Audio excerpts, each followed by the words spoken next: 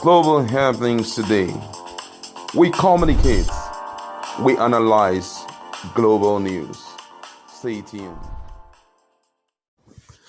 Hello, beautiful people. Welcome back to Global Happenings Today YouTube channel. Nigerians are still recovering from the road shock that was meted by the lawmakers to them, where there's so much indebtedness everywhere, but they insist on using bulletproof over 160 million naira worth bulletproof SUV cars in the midst of lack and inadequacies and poverty, insisting that Nigerians should understand and do some sacrifices. Nigerians are still coming out of that shock. Then another is coming in the midst of no money. The government is excessively borrowing, and this time around, presidential candidates, governorship candidates are beginning to call out the government of the day, and this is becoming on a state level. This time it's getting interesting. I want to give you full details on that, but before we do that, kindly subscribe to our channel.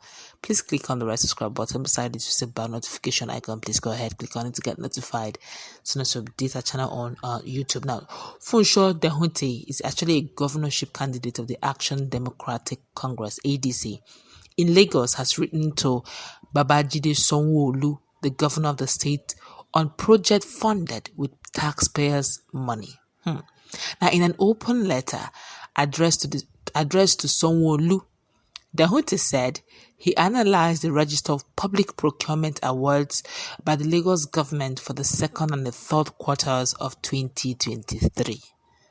And according to the chartered accountant, the period reviewed was from April to September, not the whole year. Now, in the open letter, Dehunte listed some projects awarded by state government that require greater scrutiny.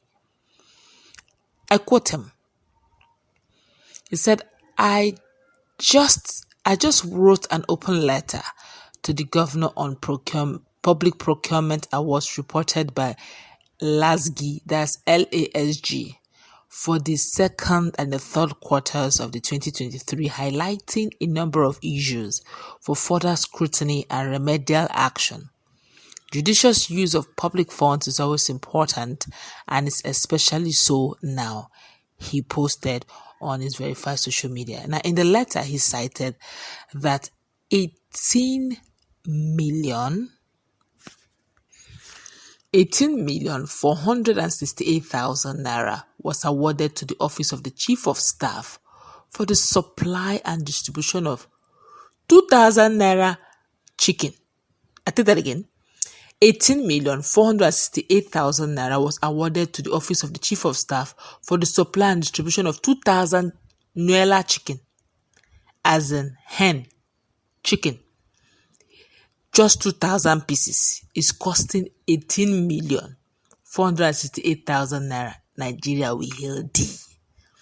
Now this Nola chicken will be across the local government areas and wards in the state. They will supply this 2,000 chicken to local government areas, LGAs and wards. And this 2,000 chicken is actually worth 18 million. Now another sum of 440,750,000 was awarded to the same office of the Chief of Staff for the procurement of brand new Lexus LX600 bulletproof sport utility vehicle for use in the pool of office of Chief, Dehunte wrote. But let's continue because they are not done yet. He now said the sum of 7,475,000 also awarded for the replacement of the liquid fragrance Ewelele in the office of Mr. Governor Lagos House, Ikeja. Now, the liquid fragrance now is now 7 million. Fragrance liquid. All those ones are Abuki boys they put for wheelbarrow. Is 7,475,000 naira just to replace it all. Now, the office of the deputy governor was awarded a sum of 30 million naira for monthly outreach of indigent citizens by wife of the deputy governor.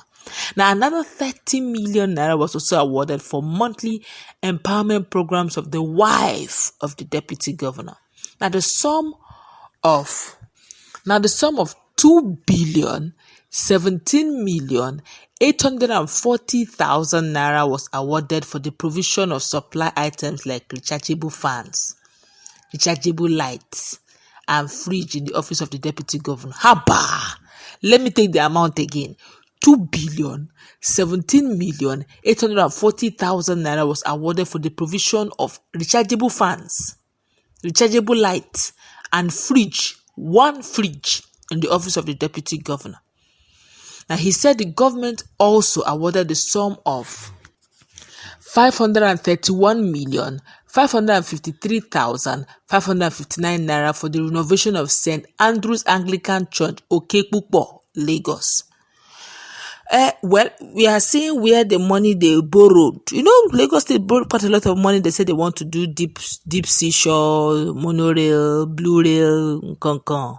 Well, we leads and could do that. Now, while they are doing those monorails, say, someone who is walking. Illinois too is working. My colleague is in the house. I don't know what to make of this. It's heartbreaking.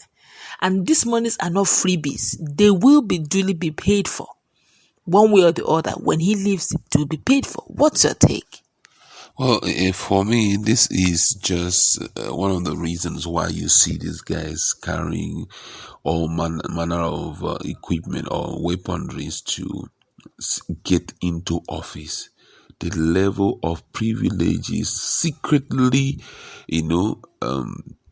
imputed in these offices. Sometimes you may be thinking that appointees don't know what they are doing, or certain people leaving lofty position like that of senatorial position to take up appointment in the office of the president. You may have little or no idea or or the kind of benefit awaiting them.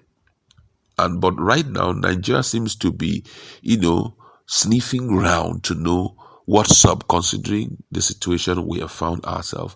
So this exposition for me is just there to let us understand that there need to be review of everything as it has to do with any political position. If, for example, Peter Obi was on seat, this kind of nonsense wouldn't happen. That's why I say the more we make these offices unattractive, the better for Nigerians.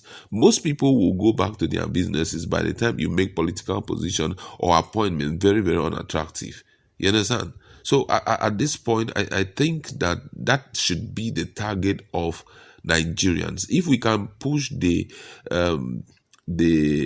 National Assembly to review all our constitution as it has to do with political position and to make it as unattractive as possible, a lot of people will quit. Some people, they will give them appointment. They say, I don't need the appointment. You understand? So that's just what I feel should be done. But at this point, nothing can be done about it. Why? Because it's already engrafted either in the constitution or some act somewhere.